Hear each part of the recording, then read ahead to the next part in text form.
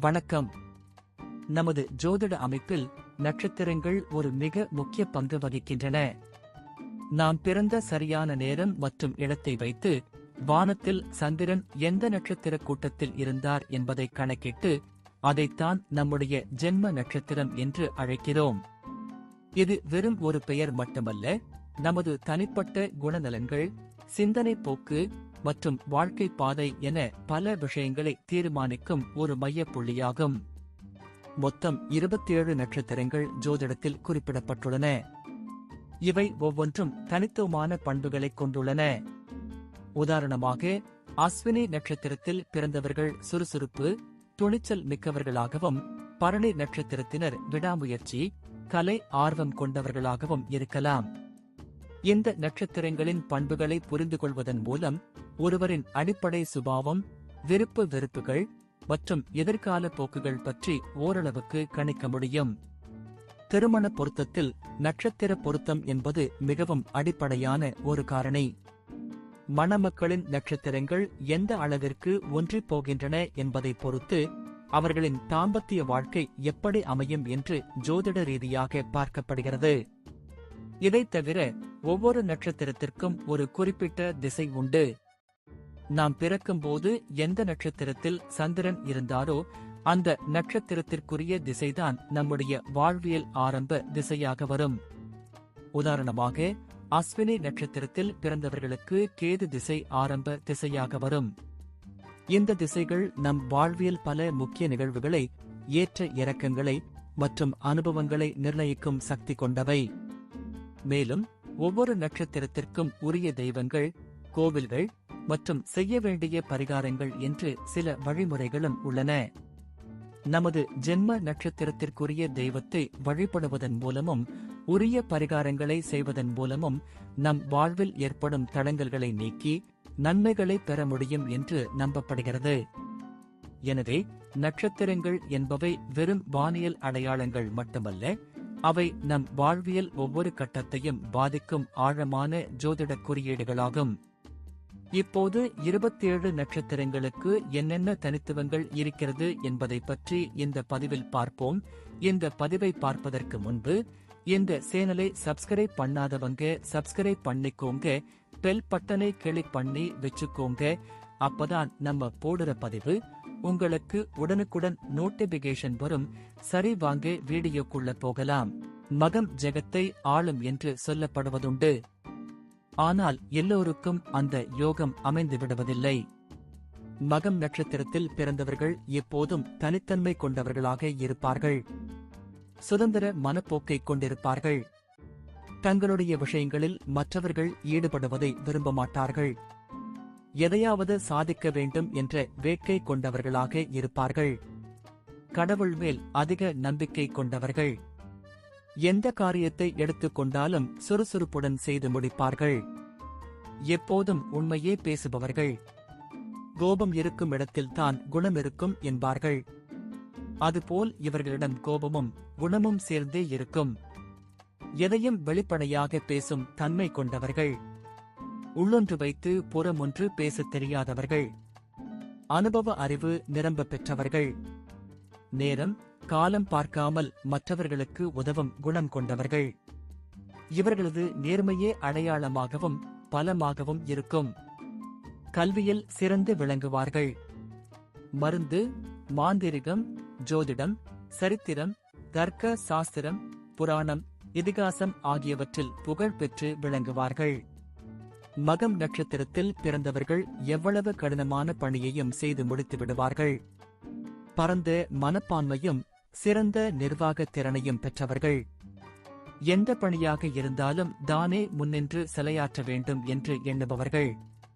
பலர் பேராசிரியர், நடிகர், நடிகை, ஆடை வடிவமைப்பு, விளம்பர மாடல் போன்ற துறைகளில் ஈடுபடுவார்கள்.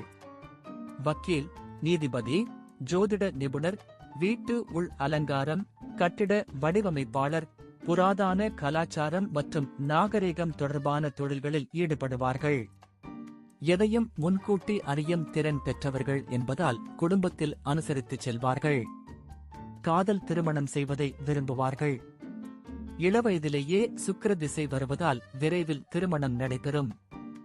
எப்போதும் எதையாவது மனதில் போட்டு குழப்பிக் கொண்டே இருப்பார்கள். மனைவி, பிள்ளைகள் மீது அதிக பாசம் வைத்திருப்பார்கள்.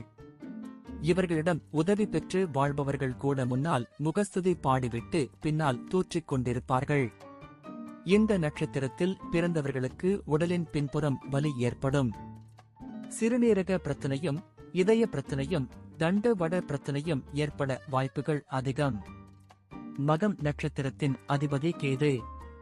சிம்ம ராசியை சேர்ந்த இந்த நட்சத்திரத்தின் ராசி அதிபதி சூரியன். மகம் நட்சத்திரத்தில் பிறந்தவர்கள் எதையாவது சாதிக்க வேண்டும் என்று எப்போதும் சிந்தனையில் மூழ்கியிருப்பார்கள். சிறந்த தெய்வ பக்தியை கொண்டவர்கள். சாஸ்திரங்கள், சம்பிரதாயங்களுக்கு முக்கியத்துவம் அளிப்பார்கள். பிடிவாத குணம் கொண்டவர்கள். எதையும் வெளிப்படையாக பேசும் தன்மையுடையவர்கள். புகழ் பெறுவதற்காக எதையும் இழக்கத் துணிபவர்கள். பேச்சிலும் வாதத்திலும் திறமை மிக்கவர்கள். நிர்வாக திறமை கொண்டவர்கள். கல்வியில் ஆர்வம் உடையவர்கள். உண்மையே பேசுவார்கள். தோல்வியை தாங்கும் சக்தி இவர்களுக்கு இல்லை. நியாயமான கோபமும் குணமும் ஒருங்கே பெற்றவர்கள். சுறுசுறுப்புடன் செயல்படுவார்கள். குறைந்த நேரமே தூங்குவார்கள். கவர்ச்சியான உடலழகை பெற்றவர்கள். சிற்றின்பத்தில் ஈடுபாடு உள்ளவர்கள். சுகபோகங்களை சிறுவயதிலேயே அனுபவிக்கும் பாக்கியம் பெற்றவர்கள். கலை மீது கொண்ட ஆர்வத்தால் உயர் கல்வியில் தடைகள் ஏற்படும். தொழில் முனைவோராக இருக்கவே விரும்புவார்கள். யாரிடமும் கை கட்டி பணிபுரிய விரும்பாதவர்கள். பேராசிரியர், நடிகர், நடிகை, ஆடை வடிவமைப்பாளர், விளம்பர மாடல் போன்ற துறைகளில் செயல்படுவார்கள். மருந்து, மாந்திரிகம், ஜோதிடம், சரித்திரம், புராண இதிகாசங்களில் தேர்ச்சி பெற்றவர்களாக இருப்பார்கள். எந்த காரியத்திலும் தனித்தன்மையோடு காணப்படுவார்கள். தங்களுக்கான விஷயத்தில் அடுத்தவர் தலையீட்டை விரும்பாதவர்கள். தன்னம்பிக்கை நிறைந்தவர்கள். இளம் வயதிலேயே வீடு, மனை, வாகனம் வாங்கும் யோகத்தை பெற்றவர்கள். மகம் முதல் பாதம். இதன் அதிபதி செவ்வாய் பகவான். சொத்துக்கள் சேர்ப்பதில் ஆசை கொண்டவர்கள். நல்ல அழகான தோற்றத்தை பெற்றவர்கள். எளிதில் பிறரை வசீகரிக்கும் குணங்களை பெற்றவர்கள். எதற்கெடுத்தாலும் உணர்ச்சி வசப்படுவார்கள். குடும்பத்தின் மீது பாசம் கொண்டவர்கள். மகம் இரண்டாம் பாதம். இரண்டாம் பாதத்தை ஆட்சி செய்வது சுக்கிரன். பிறருக்கு உதவும் இரக்க குணம் கொண்டவர்கள். உறவினர்கள், நண்பர்களிடம் மிகுந்த பற்றும் பாசமும் கொண்டவர்கள். இசை, நடனம், நாடகம், தகவல் தொடர்பு துறைகளில் கோலுச்சுவார்கள். ஆத்திரத்தோடு அனுதாபமும் இருக்கும். மகம் மூன்றாம் பாதம். புதன் இந்த பாதத்தை ஆள்கிறார். எடுத்த காரியத்தை முடிப்பதில் வல்லவர்கள். சொன்ன சொல் தவறமாட்டார்கள். இனிமையான இல்லறம் அல்லது பற்றில்லாத துறவரம் என்று எல்லைகளுக்கப்பால் சிந்திக்கும் குணம் கொண்டவர்கள். தெய்வ பக்தியும் பிறருக்கு உதவுகின்ற குணத்தையும் பெற்றவர்கள். மகம் நான்காம் பாதம். இதன் அதிபதியாக சந்திரன் ஆள்கிறார்.